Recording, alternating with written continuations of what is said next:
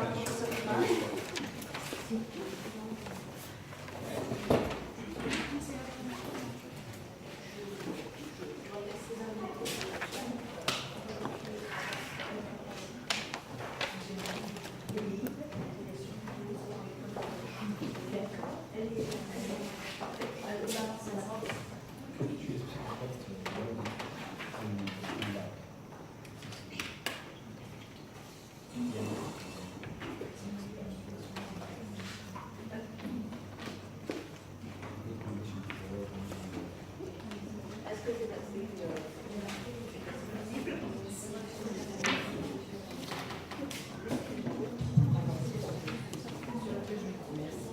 pense que je vais parler assez fort parce que c'est des enfants.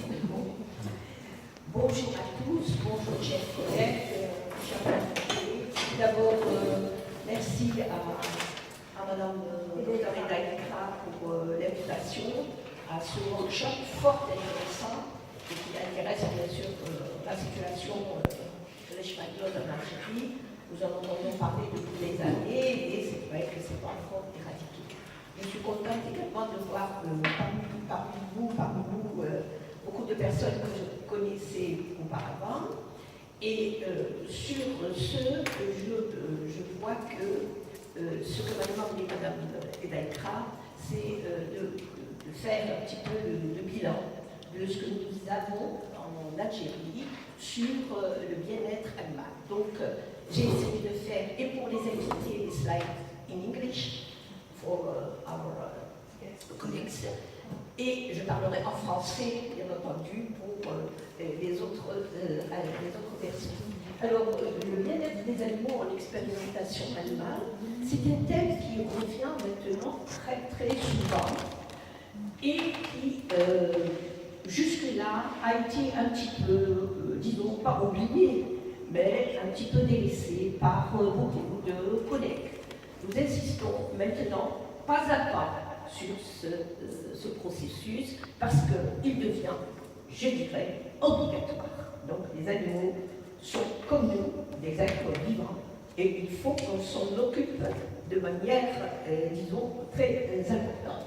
Alors, je vais passer sur ces slides qui concernent uniquement nos collègues qui connaissent très bien d'ailleurs l'Algérie, peut-être parfois plus, mais c'est surtout que c'est pour dire que nous sommes quand même dans un vaste territoire, comme vous le voyez, d'accord, avec vraiment une population en croissance. Nous avons beaucoup, 80% de notre territoire qui est en situation de climat aride et semi-aride, ça tout le monde le sait, mais il faut rappeler quand même que par rapport à d'autres pays, nous, les animaux jouent un rôle qui est absolument essentiel, bien sûr, dans la vie des chercheurs, des laboratoires, etc. Ils sont utilisés à plusieurs fins, comme vous pouvez le savoir, hein, à des fins médicales, à des fins de production au niveau de la recherche, à des fins également d'enseignement, hein, bien sûr, à des fins de production, hein, comme à Zagda, comme chez d'autres collègues. Et surtout, beaucoup de nos scientifiques, je parle de la situation en Algérie, utilisent ces animaux de manière, j'allais dire, un petit peu commune, hein, d'accord, comme dans tous les pays. Alors, ce qui est important, c'est de dire que nous avons énormément d'institutions. Et ça, il ne faut pas le négliger. Nous sommes dans des institutions de recherche, des écoles, des académies, les écoles vétérinaires, un peu partout, les ateliers. Tout ce beau monde utilise des animaux, d'accord? Donc ça, c'est important également de le signaler. Le nombre de 50 universités peut paraître un peu choquant, mais qu'est-ce qu'on y fait dans ces universités? Parce que nous, notre souci, c'est de faire fédérer quand même tout ce pool de jeunes chercheurs qui sont à la recherche de l'utilisation, je ne dirais pas irrationnelle, non, attention, mais d'utilisation de beaucoup d'animaux. Donc ça, c'est vrai que c'est un bien fait, mais c'est quand même, il faut faire attention.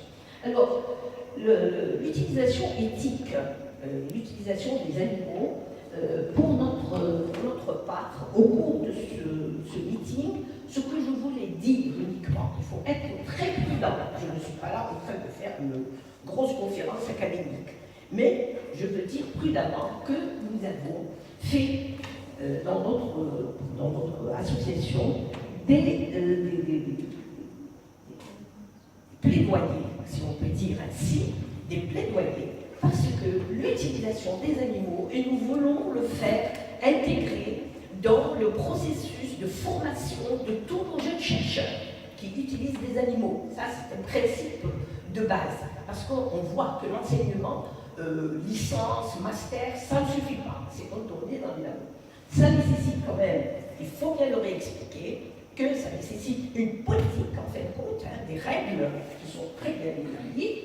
Ça nécessite également qu'il y ait des formations. Ça, on n'a jamais fini de faire des formations, et nous, on n'a jamais fini d'être formés. Même à mon vieil âge, on peut encore être formé, parce que c'est important. Les formations sont importantes, et il faut que ça concerne un peu tout le monde. Il ne faut pas se méconnaître. Les vétérinaires, les chercheurs, ça, c'est très important. Et donc, le bas, là où le bas blesse, c'est qu'il n'y a pas de comité d'éthique. Et nous nous battons pour que ce comité d'éthique puisse prendre la vraie forme universelle qui est d'actualité. Donc ça, c'est important de le signaler. Alors, notre propos ici, c'est le statut de ces animaux en Algérie. Qu'en est-il et comment allons-nous faire pour que, au futur, justement, nous ayons des programmes, d'accord, sur ces règles d'éthique et d'utilisation des animaux dans les ateliers pratiques, d'accord? Donc là, il est question de ce statut. Alors, qu'est-ce que nous avons fait? Quel est notre matériel et méthode, si je peux dire ainsi? Nous avons pisté deux choses qui sont importantes. Nous ne sommes pas allés très très loin. Nous avons fait toute une recherche, mais pour ne blesser personne. On n'est pas passé par université ou par école ou par PubMed. Tout le monde connaît PubMed. Si je suis sur PubMed, je suis connu. Si je ne suis pas sur PubMed, ça, je reste un peu en retrait. Donc on a fait un petit peu un travail sur PubMed. Et le deuxième aspect dont nous avons tenu compte, ce sont les rapports de l'Institut Pasteur. Et là, je tiens à redire encore que l'Institut Pasteur d'Algérie, comme tous les autres instituts Pasteur du monde, est une institution de grande renommée. Il faudrait que les gens qui y rentrent, qui mettent les pieds, ils sachent où ils sont. Et donc, les rapports de cet Institut Pasteur sont absolument d'une fidélité qui peut nous faire progresser en disant oui, notre institution, elle est là, et donc nous lui faisons confiance, et donc nous devons absolument. Où est-ce que vous allez chercher les animaux pour faire votre enseignement? L'Institut Pasteur. Où est-ce que vous allez prendre vos archives? L'Institut Pasteur. Parce que l'Institut Pasteur, il existe depuis 1800 ans. Combien? 94. Voilà, qui est bien.